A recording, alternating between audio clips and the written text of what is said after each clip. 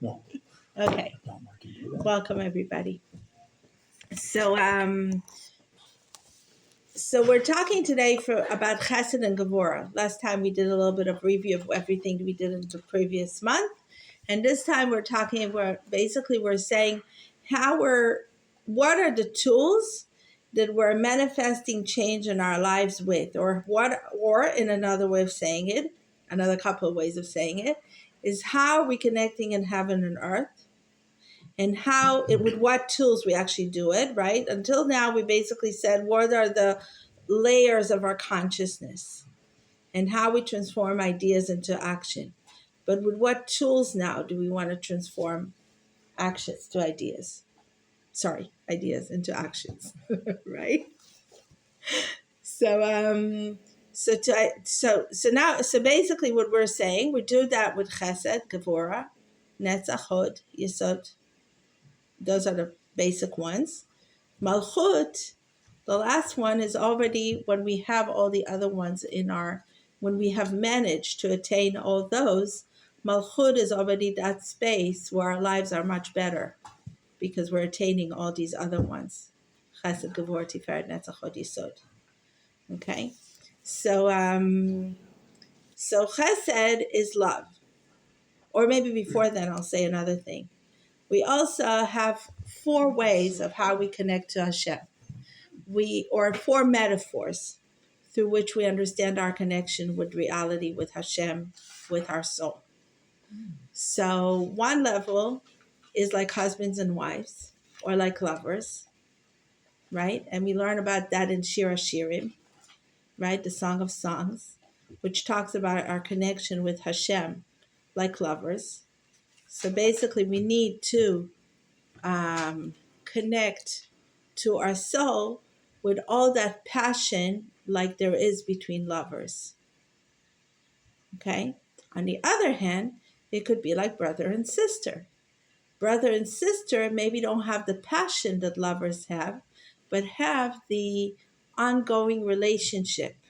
Can't separate brother and sister, right? There was some crazy story where somebody went to court, they wanted to divorce their sister, but generally you can't divorce a brother or a sister, right? It's ridiculous. So what identifies a brother and a sister relationship is the ongoing non-breakable relationship. Another way of understanding us and Hashem, or us and our soul, is like king or master and servant, right? And the fourth one is like parents and children. So what identifies king or master and servants is obedience, right? And what identifies parents and children is love and care and nurturing, right? So unfortunately, sometimes it's not like that between parents and children.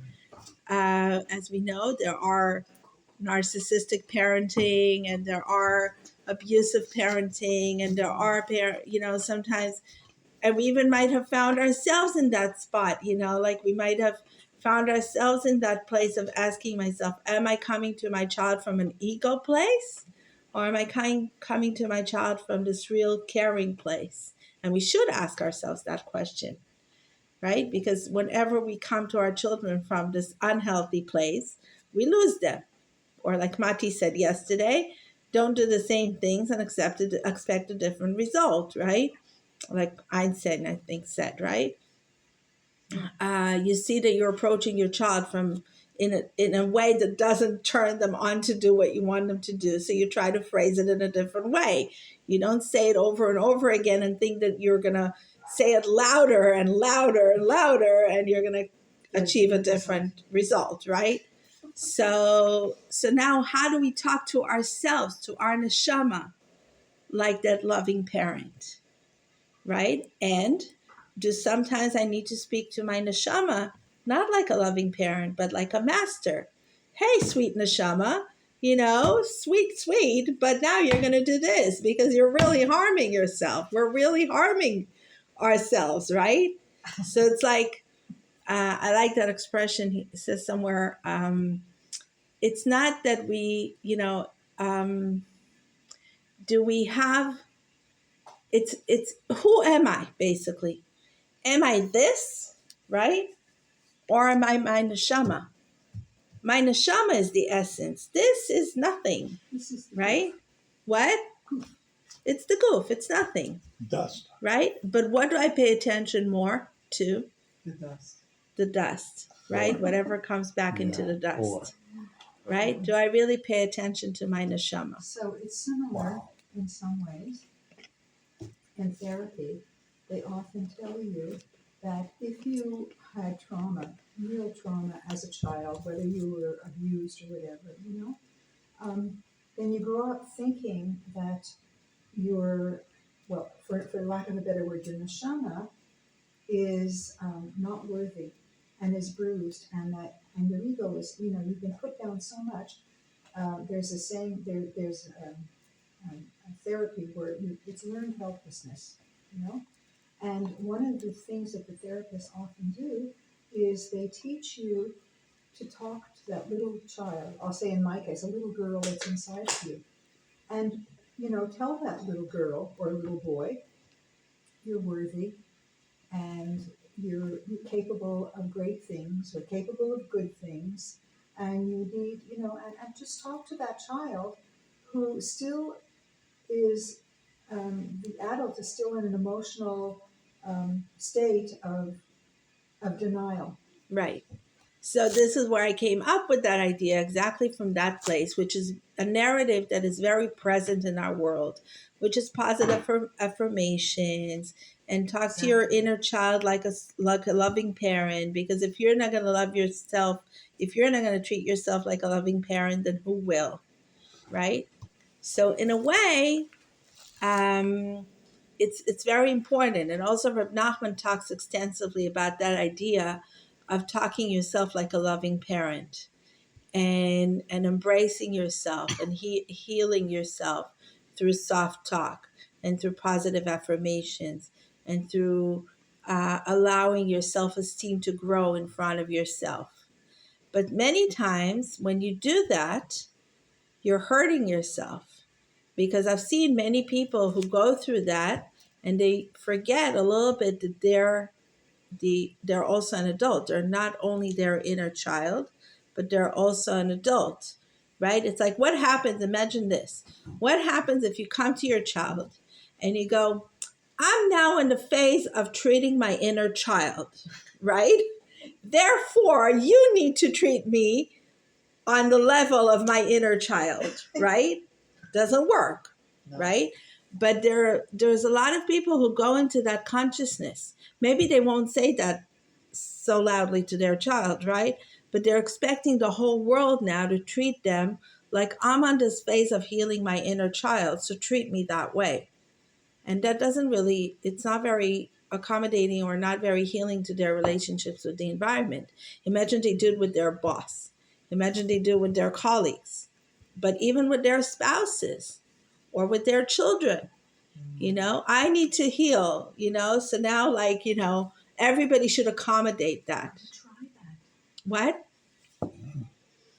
I'm going to try that. See how far I get. Right. So Wow. that's Please take notes. So that's where Chesed and Gevurah come in, basically, right? So basically, this, like the that parent-child talk to myself is the Chesed talk to myself, and that master-servant talk to myself is the Gevurah talk to myself. Is one of them less loving than the other? No. They're both trying to get me to do the right thing, that my life should be healed. Except we're doing it in a little bit of a different language so that we can, really grow. If it's not enough to tell me, hey, sweetheart, you got to grow, then I have to tell yourself, hey, like, you're really in a self-destructful mode. You're really, like, you've been drinking yourself to death, or you've been smoking yourself to death, or you've been going into unhealthy relationships to death, whatever it is, or you've been running your marriage in an unhealthy way to death, God forbid, like, and then you have to choose, like it says in the Torah, choose life. over death. How are you going to choose it? Sometimes with sweet talk and sometimes with a little harsher talk. But both of them are a loving talk. When you talk to your child in a little bit of a harsher way, when you're actually mindful and you know that you're doing it in a non-hurtful way. Harsh doesn't mean hurtful, right? When you find the right balance in talking to your children, you actually find the right balance in talking to yourself, right? We're all going through that growing into being a better parent, right? It's like we didn't know exactly what the balance of sweetness and assertiveness was when they were 2 years old. As they're growing up, and we know in psychology we're growing up with them, you're actually going through your terrible twos when they're going through their terrible twos. And if you haven't done it when they're going through their terrible twos, you'll go through it much worse when they're terrible 16s. Oh boy. Right? Could be. So, and actually it doesn't stop. I have adult children. Am I not going through them what I went through when I was 22, 24, 30, whatever, We're also going through it again in a different way, right? So, because why? Because we need to keep growing. This is what our neshama is here for. So many times when we talk about neshama growth, we're thinking, oh, I'm going to find this ultimate Kabbalist who's going to tell me what my fixing in this world is. But the fixing is very simple, like Rav Steinsaltz used to say and others, The fixing is here what it is hardest for you to do, right? It's the hardest thing for me to reverse my speech and say things in the right manner. This is what my fixing is. And I've done it. The next episode, next situation in my life Be occurs, something else. right, where I have another piece of the puzzle to fix, right? And usually it's based on my relationship with my parents, with my whatever, with my past, with my childhood, right? And so it actually connects very much to what we were saying today with by the way, I looked it up, the word eshtonotav, which in the Tehillim we say, like, right? What was the verse we were reading that we were mind-boggling about? Oh, that we were. When we oh die, boy, that was. We're gone, and Yeah. that's it, and there's no, What? well, there's no mitzvahs, Yeah, there's no nothing, right. etc.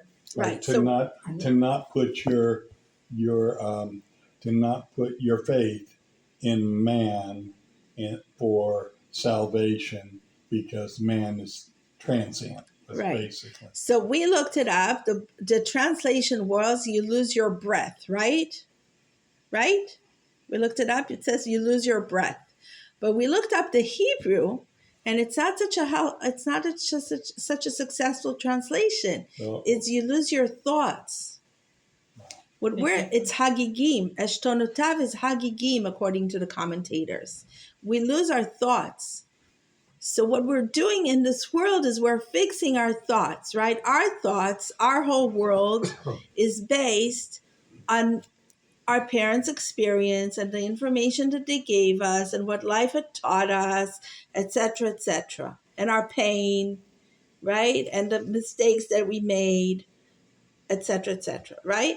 But what we are here to do is to fix those thoughts before we leave this world. So we're trying to, if we see it like mankind could be passing down information from generation to generation, like a broken telephone, Exactly. we're fixing that telephone line so that either what we think we understand becomes more honestly truthful, or that what we More think accurate. we hear is more accurate, Right.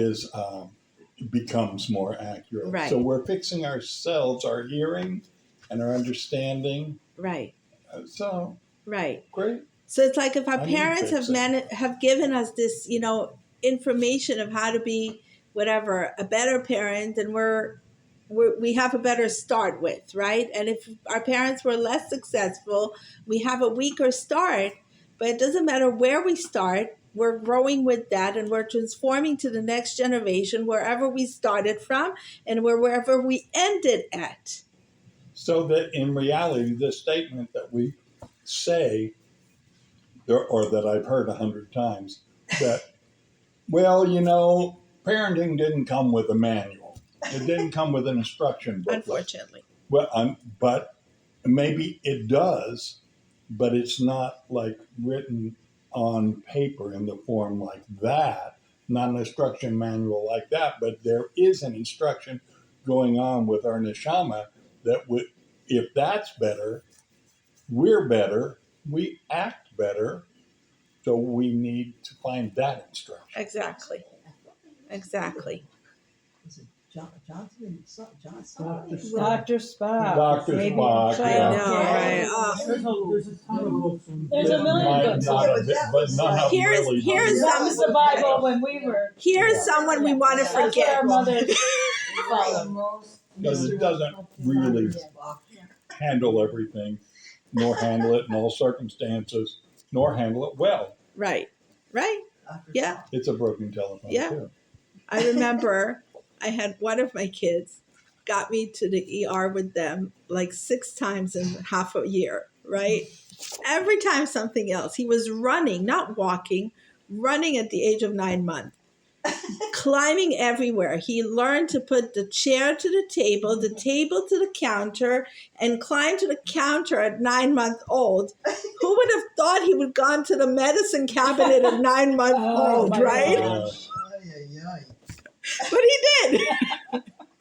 And every time I had something else with him, he was my second one, but I couldn't predict, right?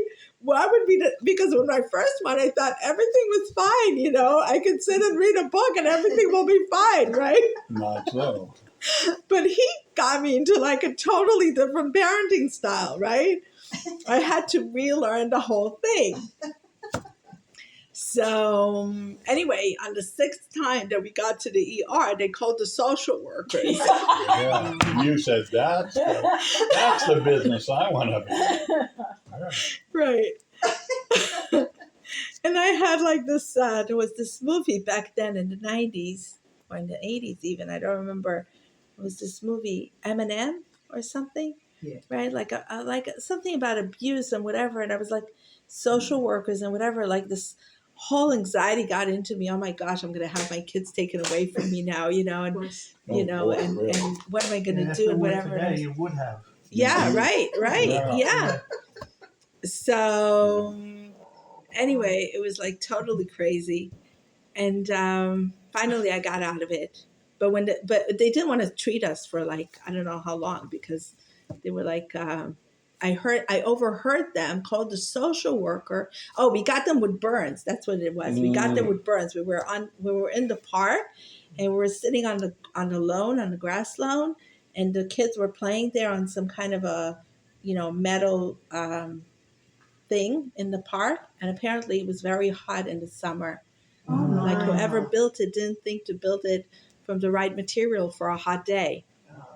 So who would have thought? So anyway, they were playing, they were happy, and all of a sudden he started crying, and I was like, come to mommy, and you know, and then I saw he wasn't moving, so I ran to him, but by the time I got there, it was like maybe a minute, you know, he had 2nd-degree burns on his, you know, Wow. so Wow. yeah. They would write to call the social workers. I mean, Yeah. that's Yeah, I mean, you know, if you don't know what happened, right? Anyway, we get to the hospital, and I'm like, you know, and they treated us so awfully there. They wouldn't give him any painkillers. They was like, go take care of the papers, and they were screaming at me like, what kind of a neglected mother are you? And like, you know, it was awful. Anyway, so and then I overheard them call the social worker before they sent the doctor or the nurse to take care of him. The baby's screaming like that's crazy, terrible. you know, and you know, and like one thing, you know, you don't want to put water on a 2nd-degree burn. Right. But at You some do point, cold I water. couldn't. You know, I couldn't. I was Water like, burn. he was in so much Cold. pain. A cold compress, but not the liquid. Yeah, Oh, I was so cold. yeah, No, cold Oh, Yeah. compress. 1st-degree burn, yes. Yeah. When it's just red. yeah, But if it's blistering. yeah. You don't put cold water. Yeah, No. it could infect. It could be like a million, and the skin won't heal as well, whatever. But at some point, I saw that they weren't going to do anything, and he was in so It much worked pain. for my kids when I abused them. Anyway, to make a long story short, He's That's nodding in not supposed to be agreement. funny. It's not. why did supposed to be I funny. I'm start telling you all this myself. story? I don't even remember where I started. I completely Well, lost I track heard of my from mind. Dr. What? Spock. Oh, Dr. Spock, right. So then they came and they started telling me about Dr. Spock. We were Right. having company. What? He was the executive director of the shul. So after shul, you know, on the Motzi Shabbos, he would stand around outside talking. Everybody would talk to him, etc. And my kettle, my big urn that I boiled hot water in for Shabbos, one of the legs was broken. It didn't have legs like this. And me, Chacham, I put a book there. And it was Erev Shabbos, not Erev Shabbos, Motzi Shabbos. And I said to the kids, Golda was like, you know, this, and Benji was like this, okay? And I said, Mummy has to clean up now. So Golda says, I'll help. And she pulls the book out from under the thing. Oh, And the hot water spills all over her. And Oh, then he no. starts screaming because hot water, boiling water, okay? And I picked him up like this, and I ran into the bathroom and turned on the cold shower and soaked him in the shower. And I tried to get him. I didn't think to call an ambulance, you know. I tried to get him. I couldn't reach him. Finally, I reached the rabbi. I said, find my husband. Send him home right now, okay? My daughter got burned. Anyway, I didn't even know if it was my daughter or my son, who. And finally, they found him. He came home. We rushed down to the hospital. And like you said, they said, what happened? And I started to, no, we want to hear it from her, which was right, okay? Right. And they asked her what happened, and she told them. She said she had third degree, I think, on her legs and on her face, okay? And she said, I pulled out the book and the hot water spilled on me, okay? And so, So they were like one book. but, so had they not, you know, I Right, could have been arrested easily. right, But of course, they treated her. right. They treated her. He was fine. He was just hysterical because she was hysterical. But my daughter, to this day, my daughter says, for weeks and weeks and weeks, more than weeks, okay, I put aloe vera. She had a big burn here, and I put aloe vera on her burn. And she complained bitterly because she didn't want me to do it. Every day I put it on. She does not have a single mark. Wow. And to this day, she says it's because of you that I don't have a single mark. You know. Right. But anyway, so I've used them. So anyway, how we got to it is Dr. Spock, because miraculously, that week, that day, whatever, when I turned on Good Morning Israel, there was this guy who rewrote a book, a local psychologist who rewrote a book about Dr. Spock's theory.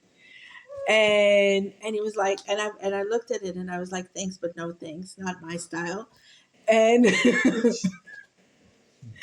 and when they got to me and started interrogating me, basically, you know, like because he was a baby, he couldn't tell what happened, right? So they started interrogating me what happened, right? And I was like, you know what, I'm going to start, you know, defending myself. Obviously, if I'm an offender, I will defend myself, right? That won't work, right? Anyway, then I took the cynical approach and I was like, well, I ironed them. What do you think? You know? Not the right thing to Ooh. say. No, it actually worked well. It actually did? worked well, believe it or not. like- Yeah. Oh, boy. Yeah. Anyway, but it's like, you know, seriously, like, I mean, use your common sense a bit, you know, like, you know, when it's like- from a hospital or nurse's point of view, or from a policeman's point of view, if you're Maybe. always on the negative end of a confrontation, you begin to think negative first. right. Right. But I, in those days, worked in the social system.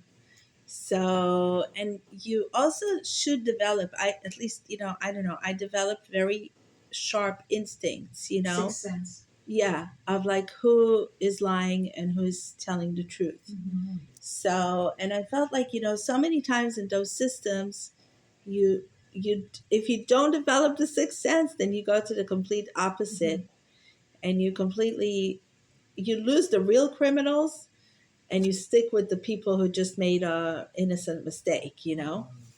And it happens so many times until today when I help, you know, all kinds of families that are like going through something, I see that the social system is completely, not find their hands and feet in what's happening. They're, taking away kids from families who could have helped, and they leave kids in true harmful families.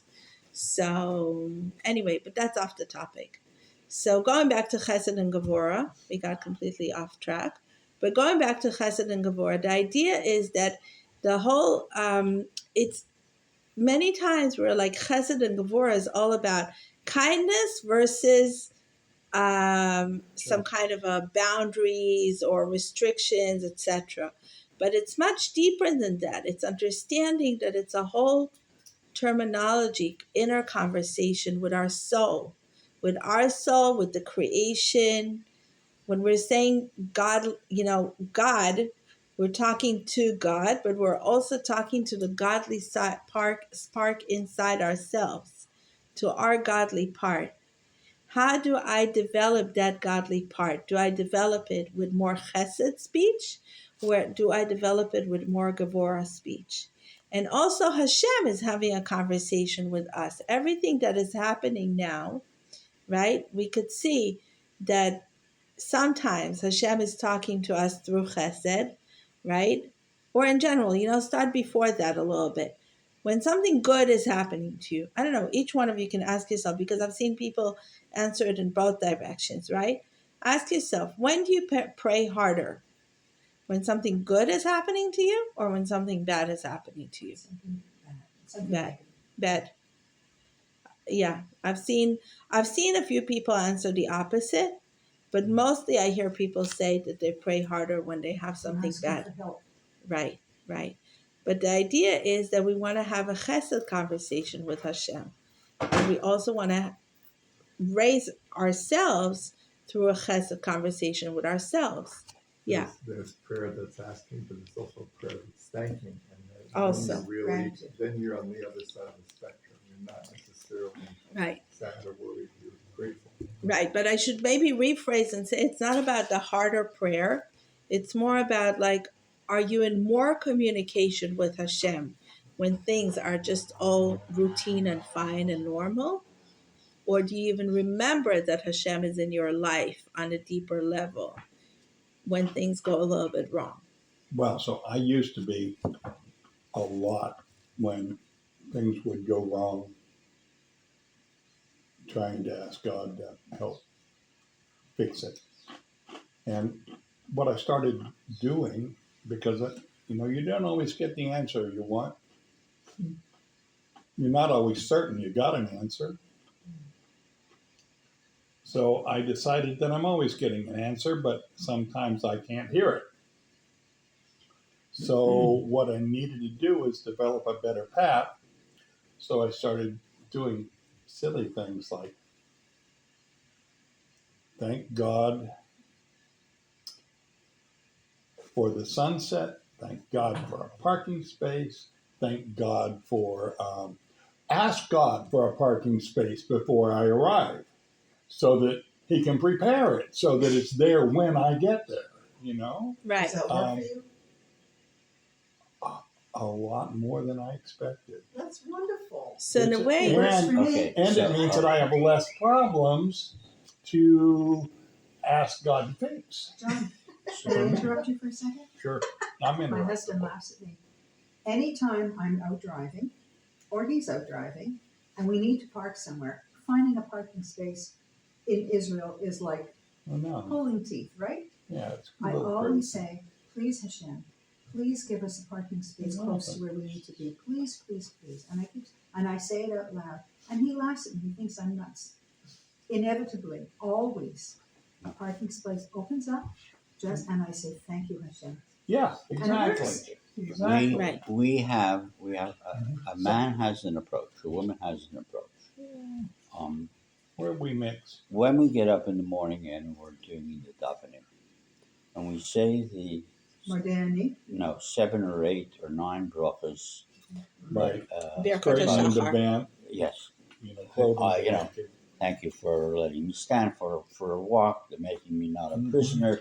All of these things, these are the questions that should initiate the thought pattern of what am I doing? Who am I? Okay. If they're not initiating the thought pattern of who am I and am I grateful for what I have, then you're not reading the prayers. Okay? Definitely. Simple ones. Okay? Because it asks you, I walk. Thank you. I got up this morning. Thank you. Okay? Are you a prisoner? No. Do you have a choice? Yes. All of these things are the very essence of Like, how is my day going to go? But so many people are automatic, and they just I say it didn't used to without be, but actually I am. internalizing Yeah. what they're saying. Boy. right.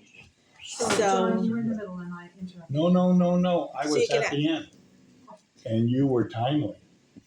Thank you. So you could You're take it welcome. actually a step further. Because when we're saying those things, we can look at the physical aspect of it. I'm free. I'm not a prisoner. I'm not crooked. I'm not, like I'm all, I'm walking, I'm standing, I'm seeing, I'm this, I'm that, right? But you can look at every one of those brachas with a deeper meaning. Maybe we'll do a whole class on Birkot HaShachar, maybe even next time.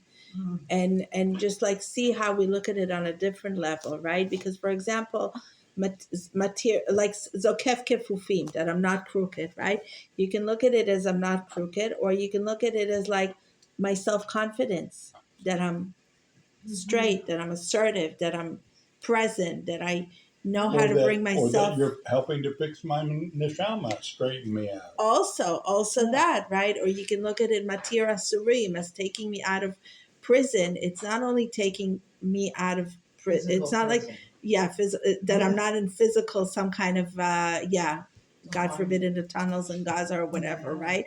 But that I'm taking off the boundaries of me, of doing what I need to do in the work, of allowing me to do my work in the world, allowing me to grow and not be a prisoner, not letting my neshama stay a prisoner in my body, and not being able to either grow or do what I want to do in life. If I'm a lecturer and I have a fear of stage, right? I'm a prisoner of my body, for example, right? Or whatever it is, right? That I can't do my work properly because something is in my neshama is Holding you bounded, is holding me back, right?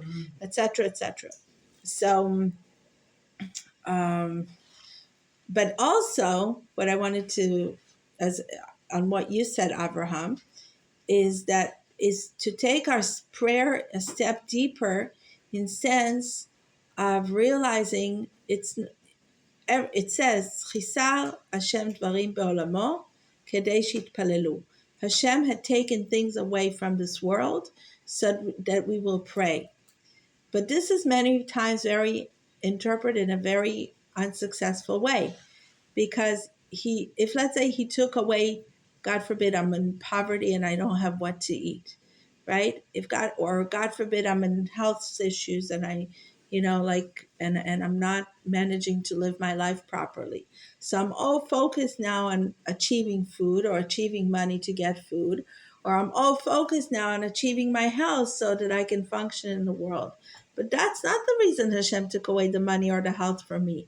Hashem took away the money or the health from me or anything else from me so that I will grow in some areas in my debilitated state that is not allowing me to grow into my next stage of emotional development. And if I grow into my next stage of emotional development, right? It's like there's this family that I'm trying to help financially, right? But they're refusing to grow and into the next stage of how they can develop their lives into the next level, right? So what, you want to live on tzedakah for the rest of your life? You don't want to do anything with your life to whatever it is, take off your boundaries, take off your chains so that you can grow into the next level? And understanding that you have to pray, to say to Hashem in your prayer, what is it that you're trying to show me in my personal growth through the physical pain of lacking this or that in my life? So it's both on my emotional level and on my spiritual level, because as I think I've mentioned before, you know, the 5 levels of the soul, right? So we have nefesh, ruach, neshama, chaya, and yechida, right? So I could say I'm debilitated on either a physical level or an emotional level, or I could say that I'm debilitated on a higher. It actually goes from low to high, not from low to high, but from low to high. Yeah, the opposite relation. Nefesh is the lowest. Okay. Yechidah is the highest. Right. Yechidah is the place that my body and my soul are in complete alignment. Nefesh is when I'm completely focused on everything that I'm lacking. It's where my ego is acting out the strongest. It's when I'm not remembering that I'm here not just for my emotional and physical pleasure, also emotional, notice, because you might think that emotional is spiritual, but no, emotional is not necessarily spiritual. Emotional is like, I want to feel good. You're not making me feel good. Right. So I'm going to cross you out from my, God forbid. So I'm going to cross you out from my book because you're not making me feel good. But it's the I. And when it says Anochi Hashem in the 10 Commandments, it says in Chassidus, read it as Anochi. Anochi in Hebrew is also Enochi, which is selfish. It's the selfishness that is standing between me and God, between Ani, Hashem. Right? Hashem says, I am God. And he basically says, it's the selfishness that stands between you and Hashem. Right? Ellen, think of this in terms of Hadassah. I want to feel good. You're not making me feel good. So now take all that into, again, another cycle of understanding the speech of the chesed and gevurah towards myself. How will I allow myself to grow into the next stage? With chesedic speech to myself or with gevuradic speech to myself, right? Am I going to tell myself, oh, okay, it's not, I'm not doing chesed to myself.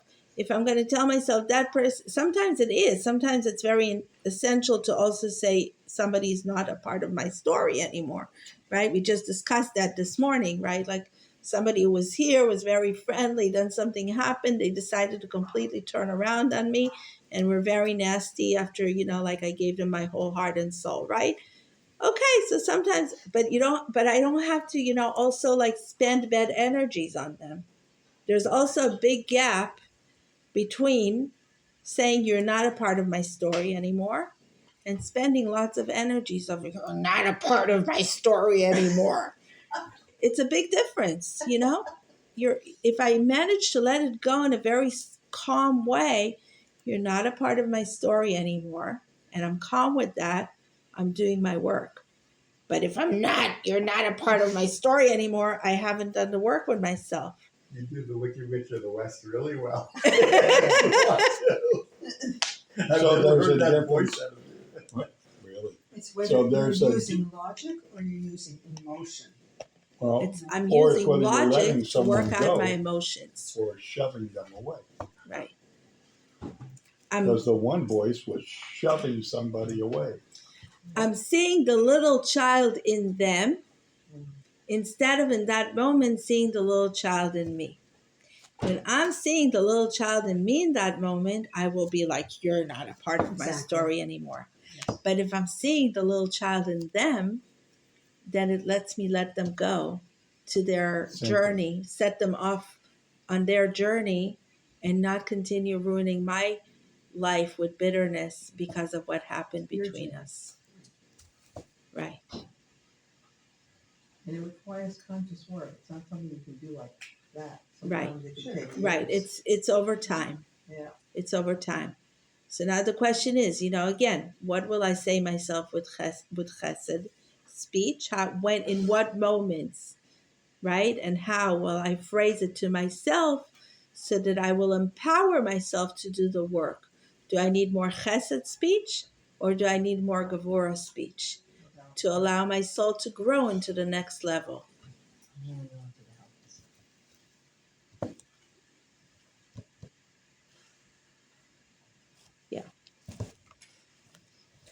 Um,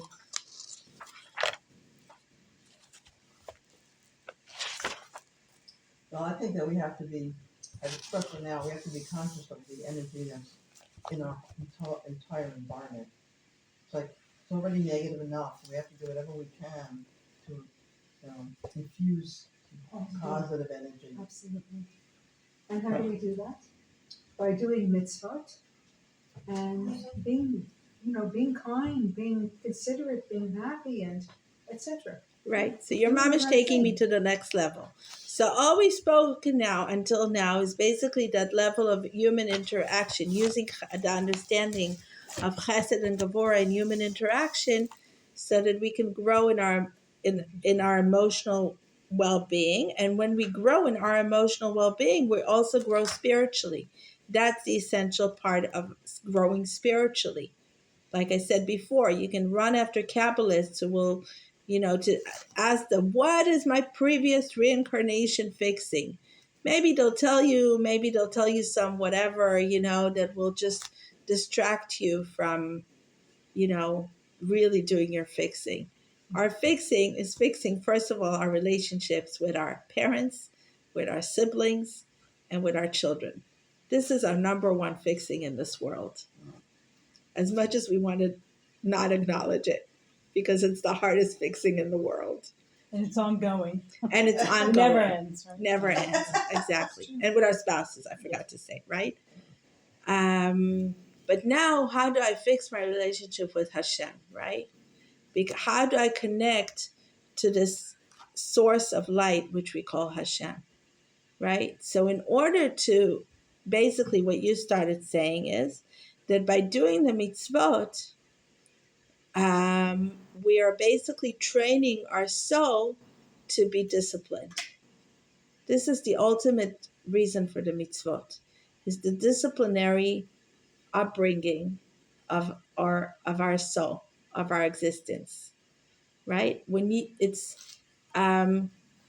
Except for all the other side effects, right? There are many side effects. There are many branches to it, right? You can talk about it from many levels and many aspects. But the bottom line, or the most essential, the most root line, is that idea that when you keep the mitzvot, you're connected to this higher light, because there is this realm in us which is called Chaya and Yechida, which is the ultimate connection of the hidden soul, which we have no concept of. We don't understand. We don't know how it acts, where it sits, what it does. Just the same way we don't know what Hashem is, where he sits and what he does and how he runs the world. And we can talk about it from all those Kabbalistic aspects, but as much as we will talk about it forever, we will only touch on a glimpse of it. We really don't understand it. We really don't know it. No matter how much we'll read Ari and read more and more Kabbalah on it, we understand it a tiny bit, right? So, but if we want that inner realm aspect of us to be connected to vitality, to be connected to this ultimate light, which we call Hashem, then this is what we do. We do the mitzvot that allow us to connect to that place. Because when we do them, we want to believe, whatever level you're holding on to, right? That it does something in the world, right? Maybe it only connects our consciousness to our subconsciousness. Maybe you can take it from a psychological point of view.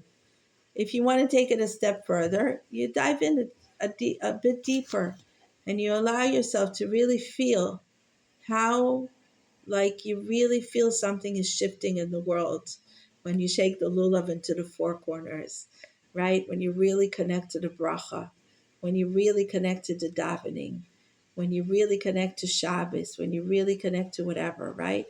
You feel how it's shifting something inside of you. You can't really explain it, Just like you cannot not explain to someone that you're in love or why you're in love, right? I'm in love, and that's that. Go try to convince someone to be in love, or to be in love if they're not in love, right? It's a feeling. Same thing, the connection between our neshama and Hashem. It's a feeling. You either feel it or you're not. You're either sensitive to it or you're not. So we want to develop that part in us. And we want to have that conversation with us also about the mitzvot with the same chesed and Vorah conversation. And we want to connect to Hashem, hearing, being tuned in to Hashem's voice, telling us sometimes from that place of like, you're not finding a parking space, because I want you to tune in a bit better, because it's not only about finding a parking space, because I want to give you a bigger favor by you not finding now a parking space, so that you can tune into life on a deeper level. So you won't have a relationship with your soul on a level of I got it or I didn't get it. Because Right. that minimizes Hashem and my Right. connection to Hashem and my relationship to Hashem, which on one hand is a level that we need to have. Rav Nachman says we need to speak to Hashem even about our shoelaces. But so it is a level that we need to be connected on, but it's not the only level that we need to be connected on. We need to be connected on the level of, wow, I found a parking space, Hashem, or whatever it is that I need in every moment of my life. But I want to hear what you want of me, not what I want of you. Yeah, I keep Shabbos and I eat kosher and I do this and I do that. And you found me a parking space, and great, we have a relationship of give and take. I do this, you do that, and our relationship is fine. And many times marriages look like that too. I took the car, I filled the gas, I took the kids, I did the da, and still we're so far away from each other, right? And we feel like there's no connection. Why? Because we didn't take care of the love connection. So we want to have that love connection with Hashem being also on a development scale all the time also. We don't want to get to a relationship with Hashem like many times we get in our marriage of like, you do this and I do that. We want to develop our relationship with Hashem and our spouses and everybody else, the whole reality of like, what do I not hear? Not what do I do here? What do I not hear? What am I missing? Right? Everything. What? Everything. A lot, pretty much.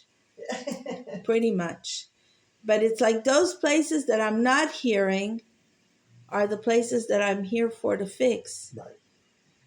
Very right? good. So I want to have an ongoing conversation with Hashem about those places that I'm not hearing.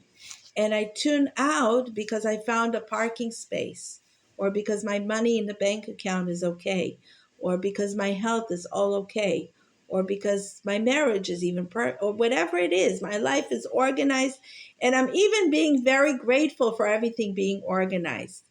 So I think I have a great relationship with Hashem because we have like this kind of a status quo of like, you're doing everything for me and I'm doing everything for you, and they're a little lax here and there, but all in all, it's okay, right? But I don't want to be in that place with Hashem where as long as everything is all in all is okay, we don't really have to have a deeper conversation. I want to be in that place with Hashem where even though everything is more or less okay, You want a deeper I want it conversation. exactly. Yes. Me too. And I want to hear where Hashem is talking to me through chesed, right? Through the parking space or whatever, so that I don't need him to speak to me in Gevurah. Yeah. But when he does speak to me in I Gevurah, want to hear it. when he does speak to me in Gevurah, I don't want to be offended by it. And I don't want to gaslight Hashem, right? Everybody's familiar with the term. Yeah, which is like Kind of like when basically, you turn it back on the person who. basically, Say it's your right? fault. Like, right. It's It's like, the woman you gave me. She brought me the apple. Yeah. Or She it's was like, gaslighting God. God, no, It like was. I'll give like, like God, you like really babies burning in ovens, like we thought we were finished with that story 100 years ago, right? What's going on here, right? But I want to hear, even though there's a lot of Gevurah in there, I want to say to Hashem, okay, Hashem, I'm What still is having it? a relationship with you. And I understand you're talking to me in very loud voice now, in a very harsh voice now, Yeah. to me, to all of us. And I want to hear what you're telling me so it doesn't get worse, so that we do our fixing. So I do my fixing and we all do our fixing before your voice needs to come louder. So does this mean that I could not read, but read in quotes, I could understand, I could comprehend that the negative things that happen to us could be because of someone else's inclination, but at the same time, their inclination could be a part of God trying to talk to me and tell me something In every In that every I event. have missed something so much that I am so far removed that he's having to chastise me in some way that I can Exactly. comprehend. Exactly. Gevura, Exactly. wow, the journey that's a that big we're on, deal. the journey that the neshama is on. The journey is to improve. Okay. Mm-hmm. We as individuals need incentive to improve. So it seems. So sometimes the incentive can be given with a fist, and sometimes with a pat. Yeah. So both are required. Positive, and- negative yeah. reinforcement. Both are required in order to continue on the journey that we were given, because when we're born we have attributes that make some things very easy and some things very hard. And as we grow, we learn to overcome the difficulties and make them positive, or to take the benefits and improve them. And the challenge is every day is, am I doing the job I'm here to do? So I learned something very, not just a little while ago. I, okay?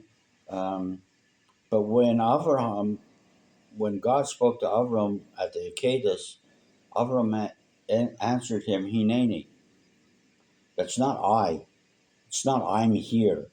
behold. Hineni is a whole different aspect of I'm here, I'm present, Right. I'm listening, I'm We translate attuned. this It's right. not the woman or the snake, it's Right. me Yes, taking it's accountability I, okay? and responsibility. So Yeah. I think that's Yeah. a very Yeah. very difficult challenge. The challenge is to take the ani and change it to hineni. Right. Wow. Right. Wow, that's Yeah. interesting. Yeah. So I think Thank we'll you. stop with this today. Please. Thank you. I Thank want to you. take a moment to just kind of frame what we're doing here, because you've been kind to do this twice and offers for more.